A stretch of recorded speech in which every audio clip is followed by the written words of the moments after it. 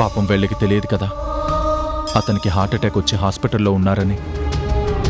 ఎలా చెప్పాలి?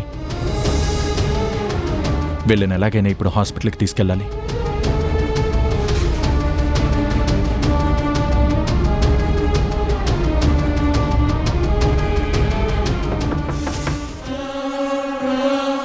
అదిగో వచ్చేసినట్టున్నారు. ఇప్పుడే అనుకుంటున్నాను ఇంకా రాలేదని. మాటల్లోనే వచ్చేశారు. హలో, ఇంట్లో ఎవరైనా ఉన్నారా?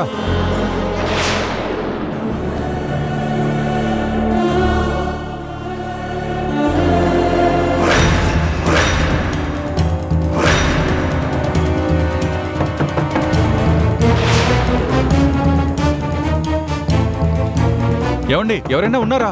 హలో, ఎవరైనా ఉన్నారా? లోపల ఎవరైనా ఉన్నారా? వంశీ వచ్చాడేంటి? అంటే నేను ఇక్కడున్నానని వంశీకి తెలిసిపోయిందా? ఇప్పుడేం చేయాలి? నన్ను ఇక్కడ చూశాడంటే వెంటనే తీసుకువెళ్ళిపోతాడు. నేను బతుకున్నానన్న నిజం అందరికీ తెలిసిపోతుంది. అలా జరగకూడదు. నేనున్నానంటే వర్ష ఎప్పటికీ వంశీకి దగ్గర కాదు. ఇప్పుడెలా?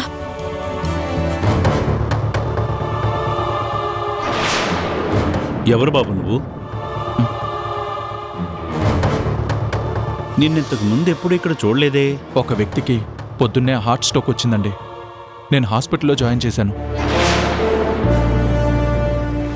ఆయన జేబులో ఉన్న ఐడి కార్డు ఆధారంగా అడ్రస్ వెతికితే ఇదే ఇల్లని తెలిసింది. ఏంటి, మా గంగాధర్కి హార్ట్ అటాక్ వచ్చిందా? ఇప్పుడు ఎలా ఉంది బాబు? హాస్పిటల్లో ట్రీట్మెంట్ జరుగుతుందండి. మీరు? నేను వాడికి బెస్ట్ ఫ్రెండ్ని. మేమంతా ఇక్కడే ఉంటాం. ఇంతకీ ఏ హాస్పిటల్ బాబు? కళ్యాణ్ హాస్పిటల్లో ఉన్నారండి. మీరు భయపడాల్సిన అవసరం ఏం లేదు. పదండి బాబు, మనం తొందరగా వెళదాం. ఎంత పని జరిగింది! అంకుల్ ఉదయం నుండి ఇంటికి రాకపోతే ఏదో జరిగి ఉంటుందని భయపడుతూనే ఉన్నాను. కానీ ఇలా జరిగిందంటే నేను కూడా వెంటనే హాస్పిటల్కి వెళ్ళాలి.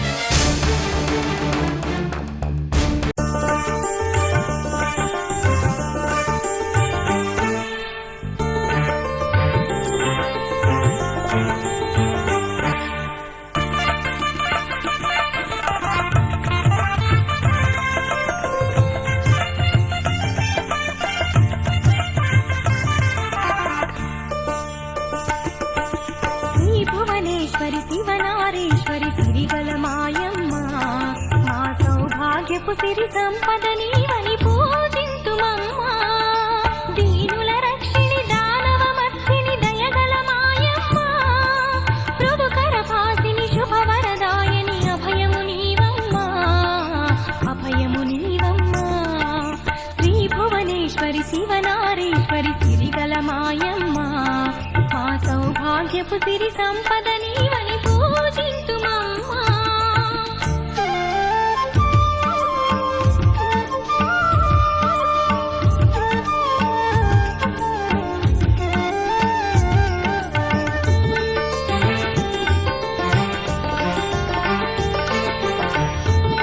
ఇస్తినమ్మ వాయినం. పుచ్చుకుంటున్నమ్మ వాయినం. రండి రండమ్మా. ఇస్తినమ్మ వాయినం. పుచ్చుకుంటున్నమ్మ వాయినం. మీరు రండి. ఇస్తినమ్మ వాయినం. పుచ్చుకుంటున్నమ్మ వాయినం.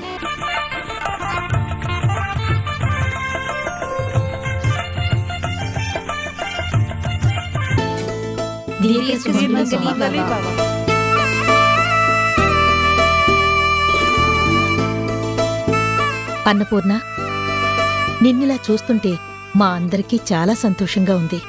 ఈ ఊరు నుంచి మీరు వెళ్ళాక ఎంతగానో ఎదిగారు.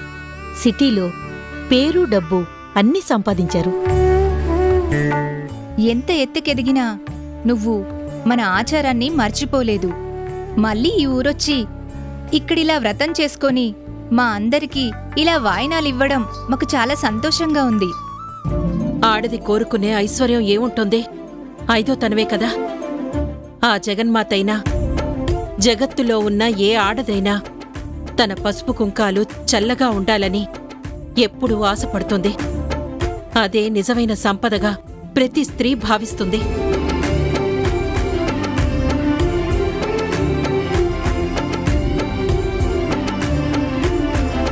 అందుకే ఆయన సంపదలో ఎంత ఎత్తు ఎదిగినా ఆయన నా ముందు ఆనందంగా ఉండాలని ఈ వ్రతం చేసుకున్నాను. ఈ తల్లి దయ వల్ల ఇన్నాళ్ళు మా జీవితం అలాగే ఉంది.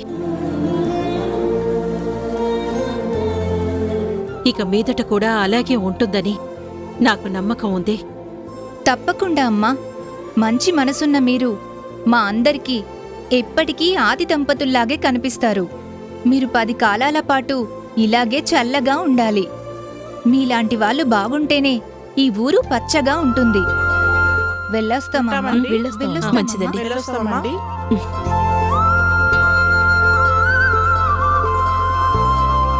బాబుగారు మీరే కాపాడాలి.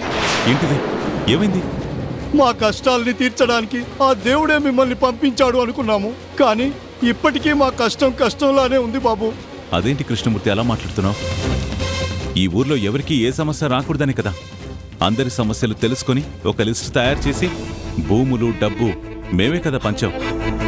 మళ్ళీ సమస్య అంటావేంటి? పెద్ద మనసుతో మీరు ఆ పని చేశారు బాబు, కానీ అది ఊరు వాళ్ళకు చేరలేదు, పేదవాళ్ళకు అందలేదు. మొత్తం వీరప్ప జేబులోకి వెళ్ళింది.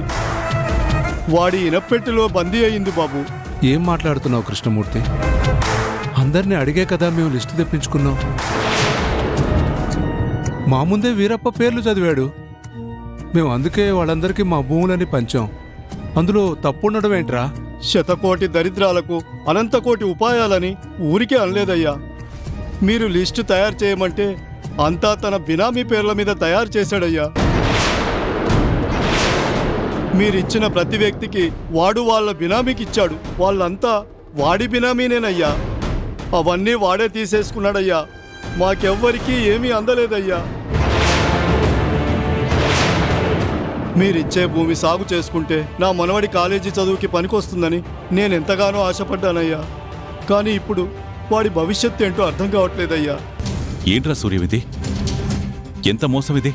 మనం సంపాదించిన దాంట్లో ఎంతో కొంత మన ఊరి వాళ్ళకి ఇవ్వాలని, ఇక్కడి వాళ్ళు కూడా సంతోషంగా ఉండాలని మనం పంచితే దాని స్వార్థంతో వీరప్ప తీసుకుంటాడా?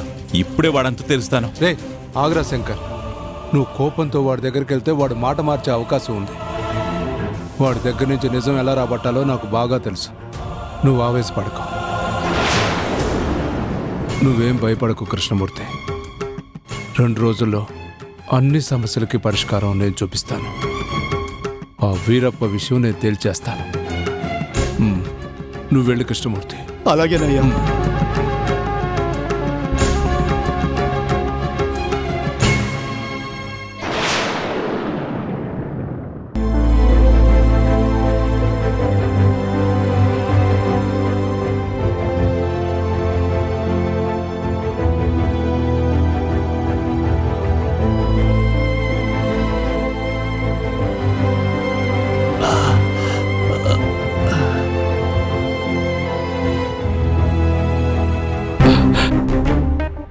రే గంగాధర్, ఏంట్రా ఇది?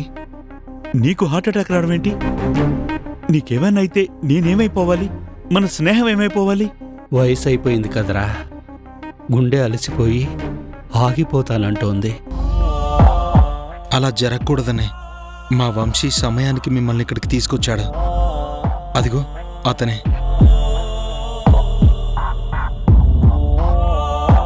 అయ్యో, మీరు పెద్దవారు, నాకు దండం పెట్టకూడదు. లేదు బాబు, ఈ రోజుల్లో నడి రోడ్డు మీద మనిషి పడిపోతే సెల్ఫీలు తీసి పడిపోయాడని స్టేటస్లో పెడుతున్న వాళ్ళని చూశాను, కానీ ఇలా బాధ్యత తీసుకుని హాస్పిటల్లో జాయిన్ చేసిన వాళ్ళు నీలా చాలా అరుదుగా ఉంటారు.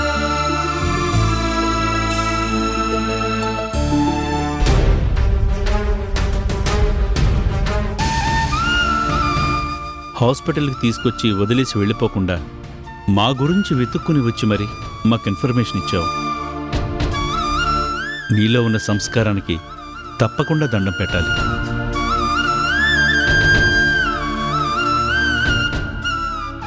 అదేంటండి అలా అంటారు? ఒక మనిషి రోడ్డు మీద స్పృహ లేకుండా పడిపోతే కనీసం మానవత్వం లేకుండా ఎలా వెళ్ళిపోతాను?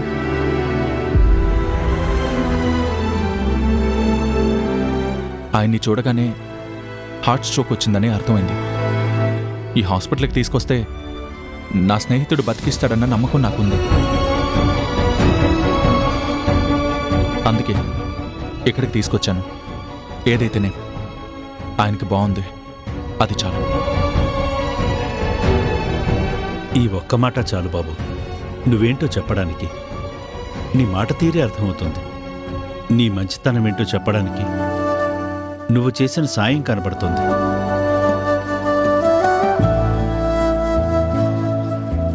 నిజంగా నీలాంటి గొప్ప వ్యక్తి ఎవరి జీవితంలో ఉంటారో వాళ్ళు చాలా అదృష్టవంతులవుతారు. నేను జీవితంగా ప్రేమించిన వ్యక్తి నా జీవితంలోకి రానంటుంది. ఆ అదృష్టం నాకు లేదు.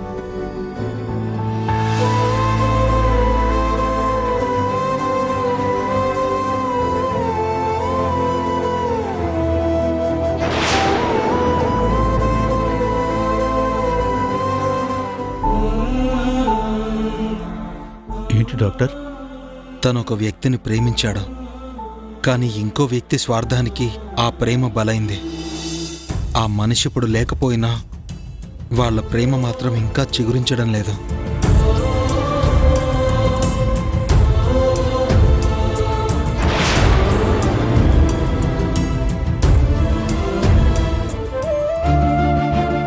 రామ్మా. అంకుల్, అంకుల్, ఎందుకమ్మా బాధపడతావు? ఇప్పుడు నాకేం కాలేదు కదా. దేవుళ్ళ ఒక వ్యక్తి వచ్చి ఈ ఊపిరి ఆగిపోకుండా కాపాడాడమ్మా. అవును సమంత, నువ్వింట్లోనే ఉన్నావు కదా. ఆ అబ్బాయి తలుపు కొడుతుంటే నువ్వు తీలేదేంటి? నేను తనకి ఎదురవ్వకూడదు తాతయ్య. ఏంటమ్మా, ఆ అబ్బాయి ఎవరో నీకు ముందే తెలుసా? బాగా తెలుసు తాతయ్య. తను ప్రేమించిన మనిషిని తనకి దగ్గర కాకుండా దూరం చేసిన మనిషిని నేనే. మనసులో ప్రేమ లేకుండా నా చెల్లెల మీద పంతంతో తనతో తాళి కట్టించుకున్న దుర్మార్గురాలిని నేనే. అంటే ఆ కుర్రాడు వంశీ తాతయ్య. వర్షాన్ని ప్రాణం కన్నా ఎక్కువగా ప్రేమించినవాడు. వాళ్ళిద్దరినీ విడదీసిన పాపాత్మురాల్ని నేనే తాతయ్య. లేదమ్మా, అప్పుడేదో అలా జరిగిపోయింది. కానీ ఇప్పుడు నువ్వు మారిపోయావు కదా. వాళ్ళు కలవాలనే కదా నువ్వు బతికున్నా చనిపోయినట్టుగా నాటకం ఆడుతున్నావు. ఇప్పుడు నువ్వు అలా బాధపడటంలో అర్థం లేదు. అప్పుడు నేను చేసిన తప్పులే ఇప్పటికి వెంటాడుతున్నాయని తెలిసాక బాధపడకుండా ఎలా ఉండమంటారు? ఒరే చక్రి, నువ్వు శంకరప్రసాద్ గారి ఇంటి దగ్గరే కదా ఉంటున్నావు. మరి ఆ అబ్బాయి నువ్వు ఇంతకు ముందు అక్కడ చూడలేదా? లేదురా, నేను ఆ ఇంటికి వెళ్ళాక ఆ అబ్బాయి నేను ఇంతవరకు అక్కడ చూడలేదు. అందుకే కదా తెలియదంటున్నాను. వంశీ అక్కడికి రాడు తాతయ్య. ఆ ఇళ్ళన్నా మేమన్నా తనకి నచ్చదు. ఎందుకంటే తన ప్రేమను సమాధి చేయడానికి నేను ప్రయత్నిస్తే నాకు సపోర్ట్ చేసింది తాతయ్య అని వంశీకి కోపం. కానీ వర్షాన్ని వంశీని కలపాలి తాతయ్య. ఏం చేయాలో అర్థం కావడం లేదు. నువ్వేం బాధపడకమ్మా, వాళ్ళ ప్రేమ నిలబెట్టే బాధ్యత నాది. వంశీ నా ఇంటికి ఎలా తీసుకెళ్లాలో అక్కడ ఎలా ఉంచాలో నేను చూసుకుంటాను. నీకు మాటిస్తున్నాను.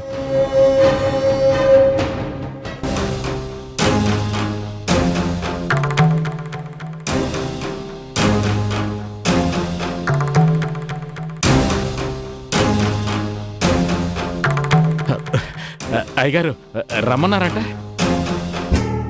మీ నుంచి కబురు రాగానే ఉన్న పనులన్నీ అలాగే మానేసి ఎలా ఉన్నవాడిని అలాగే వచ్చేసారండి. ఎందుకు రమ్మన్నారండి? ఊళ్ళో పేదవాళ్ళకి భూములు పంచాం కదా, వాళ్ళందరూ ఎలా ఉన్నారు? ఏం చెప్పమంటారయ్యా, ఎలా చెప్పాలో కూడా నాకు అర్థం కావట్లేదు. ఎన్ని రోజులు వాళ్ళు గుళ్ళో ఉన్న దేవుణ్ణి చూశారు, వాళ్ళ కోరికలు తీర్చమని ఎన్నో పూజలు చేశారు. కానీ వాళ్ళు ఇప్పుడు మిమ్మల్ని దేవుళ్ళు అనుకుంటున్నారు. అడగకుండానే వాళ్ళ కష్టాలు తెలుసుకుని మీరు సాయం చేశారు కదా, అందరూ మిమ్మల్ని ఎంతగానో పొగుడుతున్నారయ్యా. భూమి లేని వాళ్ళందరికీ భూమి వచ్చిందని వాళ్ళందరూ ఎంతగానో మురిసిపోతున్నారు అయ్యగారు. కష్టాలన్నీ తీరిపోయాయని పండగ చేసుకుంటున్నారు. ప్రతి ఇంట్లో మీ ఫోటో పెట్టుకున్నారంటే నమ్మండి. మీలాంటి గొప్పోళ్ళు పుట్టిన ఊరు ఇదని అందరూ ఎంతో సంతోషంగా ఉన్నారయ్యా. ఈ ఊరికి ప్రెసిడెంట్ అయినందుకు నాకు కూడా చాలా ఆనందంగా ఉందయ్యా. అట్లాగే చాలయ్యా, ఇప్పటికే చాలా అబద్ధాలు చెప్పావు. ఇప్పటికైనా నిజం చెప్పు. పరిస్థితి చేయి దాటినట్టుందండి. ఎందుకైనా మంచిది అబద్ధాలు కాకుండా కొంచెం నిలకడగా వాళ్ళు ఏం చెప్తారో వినండి.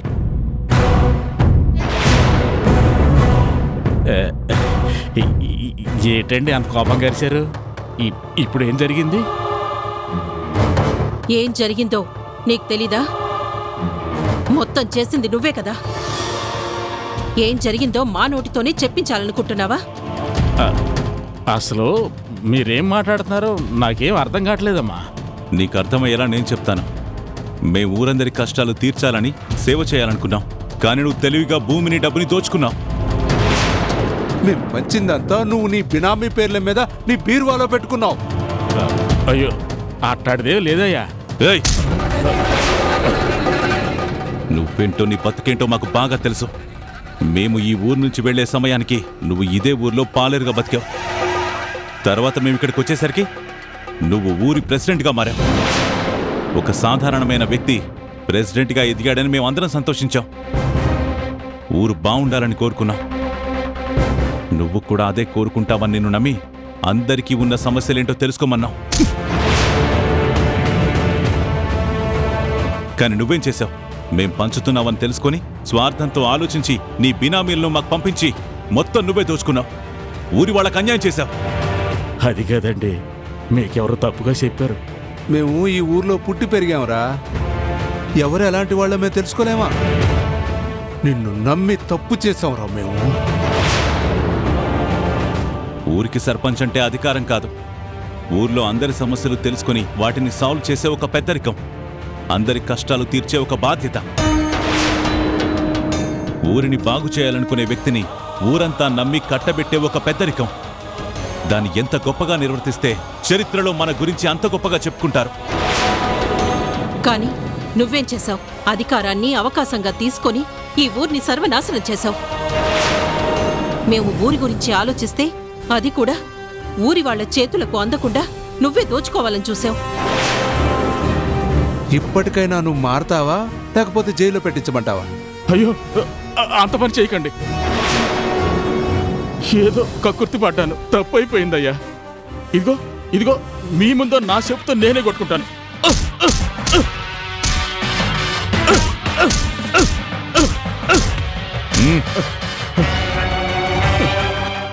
అయ్యా ఈ ఒక్క తప్పు మన్నించండి.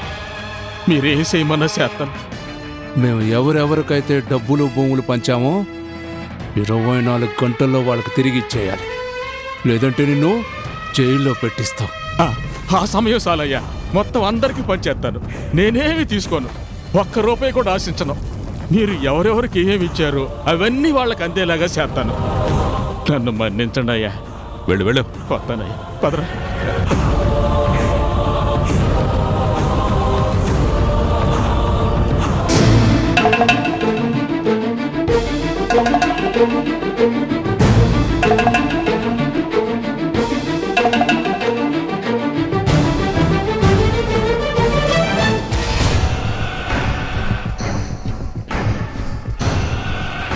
ఇదేంటయ్య గారు ఇలా జరిగింది?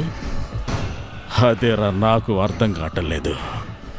నా డేగ కన్నులో ఉన్న ఈ ఊరు నుంచి ఈ విషయం వాళ్ళ దాకా ఎట్టా చేరింది? మీ మీద భయం ఉన్నా సరే వాళ్ళు పంచిన దాని మీద ఆశ ఉంటుంది కదా. మాకు అందలేదని ఊర్లో వాళ్ళే చెప్పుంటారు. ఇప్పుడు ఏం చేస్తారు? నాకే వార్నింగ్ ఇచ్చిన వాళ్ళని నేనెట్టా వదిలేస్తానురా. వాళ్ళు ఇచ్చింది వాళ్ళు తీసుకుంటున్నారు, కానీ నన్ను బాధ పెట్టారు కదా, అందుకు పరిహారంగా వాళ్ళని చెయ్యాలి, అది చేస్తాను. రా.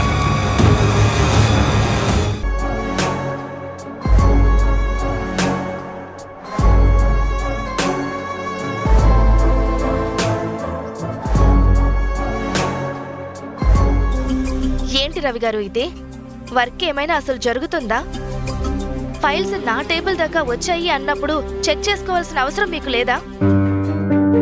మనం పెట్టుకున్న టార్గెట్ ఏంటి? వర్క్లో ప్రోగ్రెస్ ఎంతవరకు ఉంది? ఇలాగే పనిచేస్తే అనుకున్న టార్గెట్ రీచ్ అవ్వగలమా? కంపెనీ రెప్యుటేషన్ దెబ్బతింటుంది అన్న కనీస అవగాహన కూడా లేకపోతే ఎలా? మన గురించి కంపెనీ ఎంత ఆలోచిస్తుందో కంపెనీ గురించి మీరందరూ కూడా అలాగే ఆలోచించాలి కదా. ఇది ఒకరితో చెప్పించుకోకూడదండి. వర్క్లో డెడికేషన్ ఉండాలి, చేసే పనిలో డిసిప్లిన్ ఉండాలి. అప్పుడే వర్క్ మీద ఇంట్రెస్ట్ వస్తుంది, అనుకున్న టైంకి పని పూర్తవుతుంది. ఇన్నాళ్లుగా మీకు అనుభవం ఉంది కదా, నాతో చెప్పించుకోవడానికి మీకు అవమానంగా అనిపించడం లేదా? ఏంటి మేడం, ఇన్ని సంవత్సరాల అనుభవం ఉన్న నాకే మీరు చెప్తున్నారా? ఏ పని ఎలా చేయాలో ఎప్పుడు చేయాలో నాకు బాగా తెలుసు. ఎన్ని సంవత్సరాల నుంచి చేస్తున్నారన్నది కాదు, చేస్తున్న పనిలో ఎంత ప్రోగ్రెస్ ఉన్నది అన్నదే చూడాలి. అది మీకెందుకు అర్థం కావడం లేదు? వెళ్ళి 2 డేస్లో మొత్తం వర్క్ ప్రోగ్రెస్ నా దగ్గరికి తీసుకురండి. అంట్లు తోముకునే వాళ్ళకి, వంటలు చేసుకునే వాళ్ళకి అదృష్టం కలిసి కుర్చీలో కూర్చుంటే మాటలు ఇలాగే వస్తాయి. ఎవరు ఏంటి అన్న గౌరవం కూడా ఉండదు.